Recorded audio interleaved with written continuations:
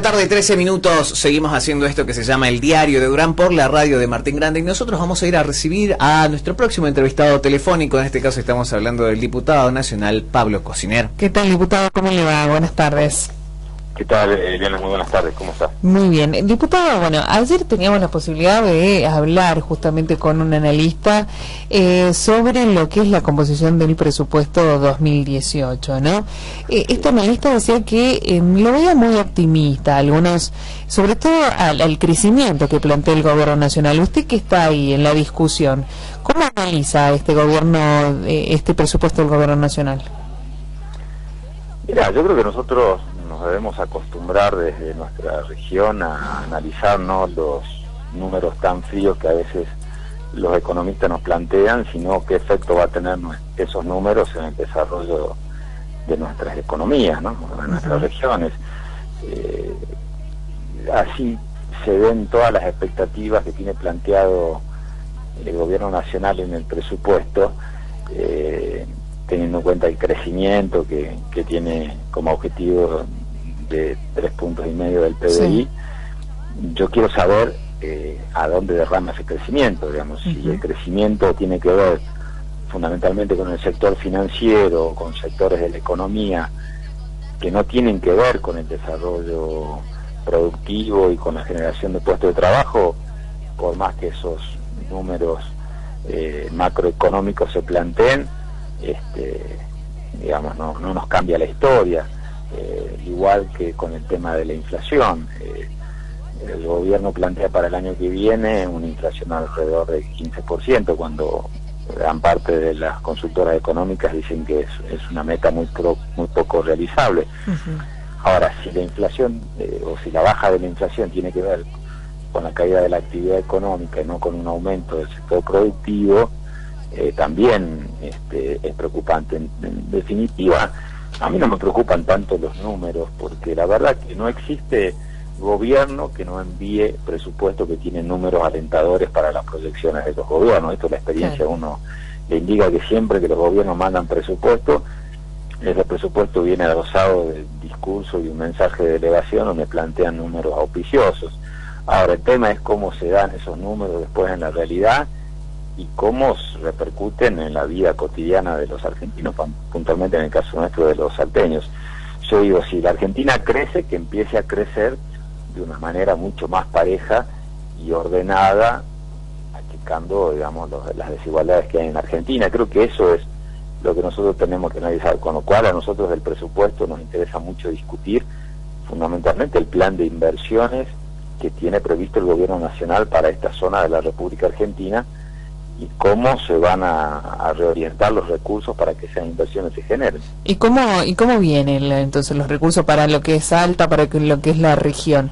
Hay que recordar que en la anterior discusión, la intervención de los legisladores nacionales, el caso particular suyo y de los legisladores representantes por Salta, se lograron mejorar las partidas que en un principio estaban destinadas.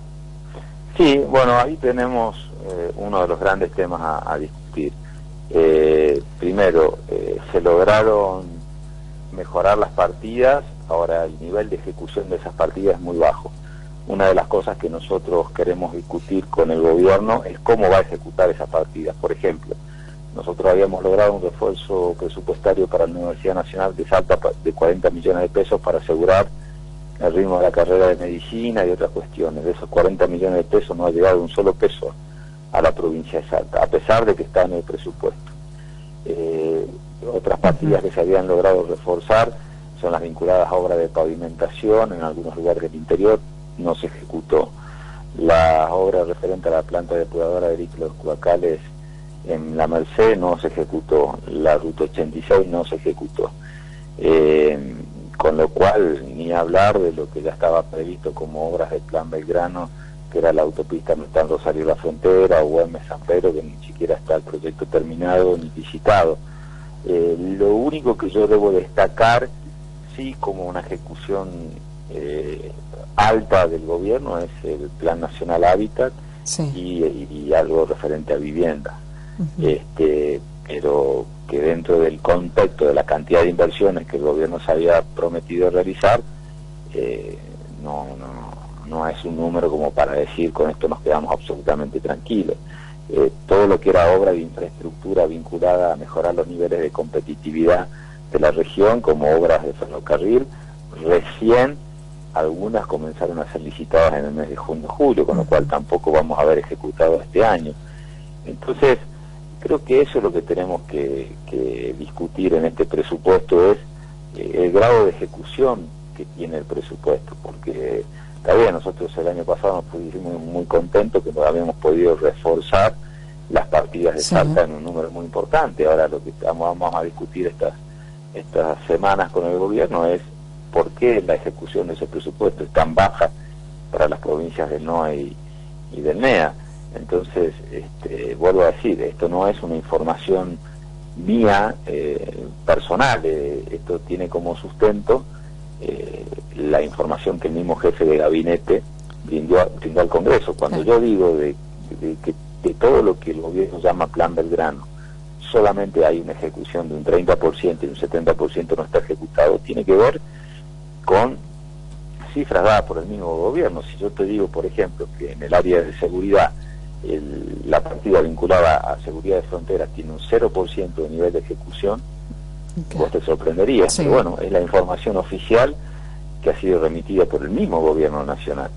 Entonces, creo que también ese es el otro tema que tenemos que discutir con el gobierno, es por qué tan bajo el nivel de ejecución de las partidas presupuestarias que tienen que ver con las inversiones en el NOA y en el NEA. No es un problema solamente de Salta. Si vos hablas con la gente de Tucumán te va a decir lo mismo, si hablas con la gente de Catamarca, ni que hablar con la gente de La Rioja, ni que hablar con la gente de Chaco, de Misiones, de Formosa.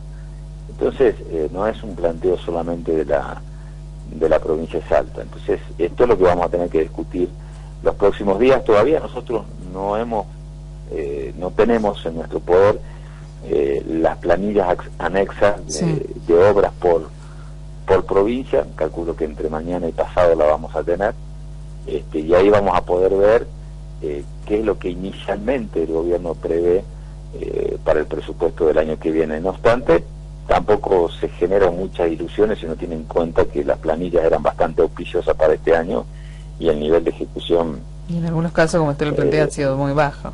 Y sí, el gran porcentaje de obras previstas, que eran obras de trascendencia, bueno, no se han ejecutado. Para que vos tengas una idea, la obra del soterramiento del ferrocarril General Sarmiento en Buenos Aires tiene el mismo nivel de presupuesto previsto que las 10 provincias en obra de infraestructura del NOA y del NEA. Eso es lo que estaba previsto para este año. Entonces esas son las desigualdades que hay que resolver en la Argentina.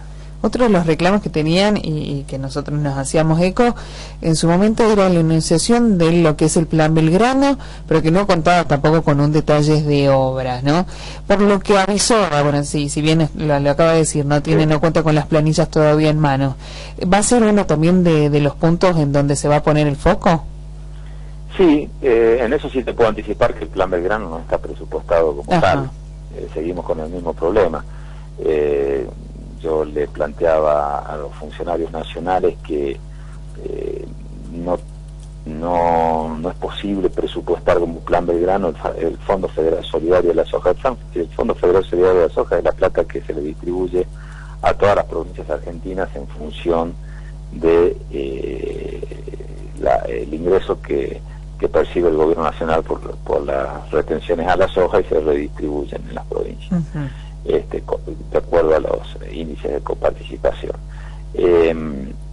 Ahora bien, eso es un ítem que reciben todas las provincias, igual que el Fondo de Reparación Histórica de los Jubilados, que lo reciben todos los jubilados de la República Argentina, independientemente del lugar donde vivan. Entonces, pretender incorporar al Fondo Federal Solidario de la Soja, que por otro lado es una reglamentación o una normativa que viene ya de la gestión anterior a la del presidente Macri, e incluir la reparación de los jubilados, que lo reciben cualquier jubilado de la República Argentina, como Plan Belgrano, es casi una tomada de pelo, porque el Plan Belgrano había sido anunciado por el presidente como obras importantes en materia de infraestructura que servían para achicar estas brechas de desarrollo y lograr competitividad en nuestras regiones, llámese obras viales, obras de riego, obras de electrificación, obras de ferrocarriles, y ahí es donde, digamos, todavía nuestra región no ha obtenido por parte del gobierno nacional la respuesta que el mismo gobierno prometió, porque cuando nosotros hablamos de este plan Belgrano